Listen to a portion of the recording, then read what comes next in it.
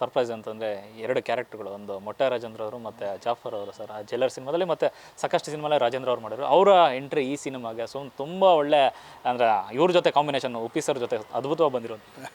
ಅದು ಆ ಪಾತ್ರಗಳು ಆ ಥರ ಇತ್ತು ನನಗೆ. ಬರೆದಾಗಲೇ ಈ ಥರ ಪಾತ್ರ ಬೇಕಿತ್ತು ಜಾಫರ್ ಥರದ್ದು. ಸೊ ಅವ್ರದ್ದು ಒಂದಷ್ಟು ಒಳ್ಳೊಳ್ಳೆ ಸೀನ್ಸ್ ಇದೆ, ಅದನ್ನು ಚೆನ್ನಾಗಾಯಿತು. ಮೊಟ್ಟೆ ರಾಜೇಂದ್ರ ಅವ್ರದ್ದು ತುಂಬ ಒಳ್ಳೆ ಎಪಿಸೋಡ್ ಇದೆ. ಅವ್ರೂ ಅಷ್ಟೇ ತಲೆವಾ ನನಗೆ ಯಾರೂ ಈ ಥರ ತೋರಿಸಿಲ್ಲ ಗೊತ್ತಾ, ನನಗೇನು ಇಷ್ಟು ಬಿಲ್ಡಪ್ ಕೊಟ್ಟು ಫಿಲಮಲ್ಲಿ ತೋರಿಸಿಲ್ಲ ಅಂತ ತುಂಬ ಮೊಟ್ಟೆ ರಾಜೇಂದ್ರ ಅವ್ರಿಗೆ ಖುಷಿ ಅವ್ರಿಗೆ. ಚೆನ್ನಾಗಿ ನನ್ನ ಫೇವ್ರೆಟ್ ಸೀನ್ಸ್ ಇದೆ ಕೆಲವು.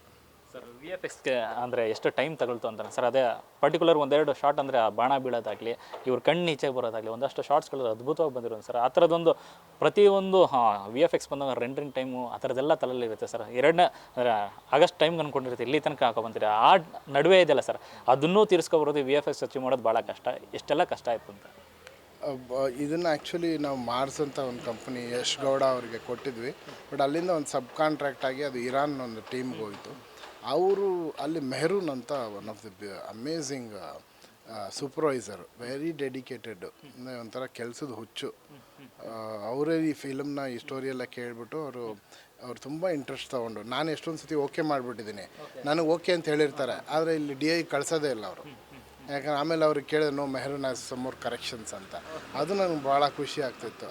ಎಷ್ಟೊಂದು ಸೀನ್ ಓಕೆ ಯಾಕೆ ಇನ್ನೂ ಬಂದಿಲ್ಲ no sir Mehroon wants to do better ಅಂತ. ಇದಕ್ಕಿಂತ ಏನಪ್ಪ ಬೆಟರ್ ಮಾಡ್ತೀಯ ಅಂದರೆ ನೆಕ್ಸ್ಟ್ ಕಳಿಸ್ದಾಗ ಗೊತ್ತಾಗ್ತೈತೆ ನನಗೆ, ಇದಿನ್ನೂ ಹಿಂಗೆಲ್ಲ ಬೆಟರ್ ಆಗುತ್ತೆ ಅಂತ.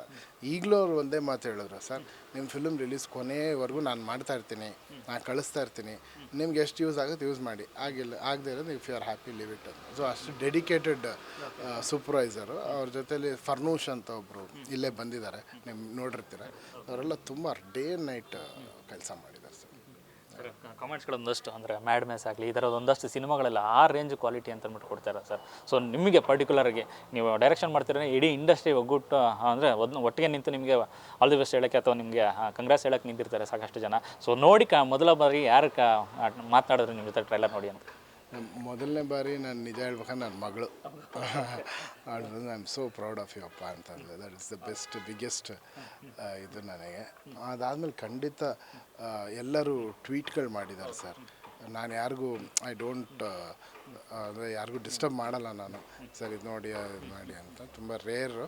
ಅದರಲ್ಲಿ ಅವರವರೇ ಟ್ವೀಟ್ ಮಾಡಿದ್ದಾರೆ.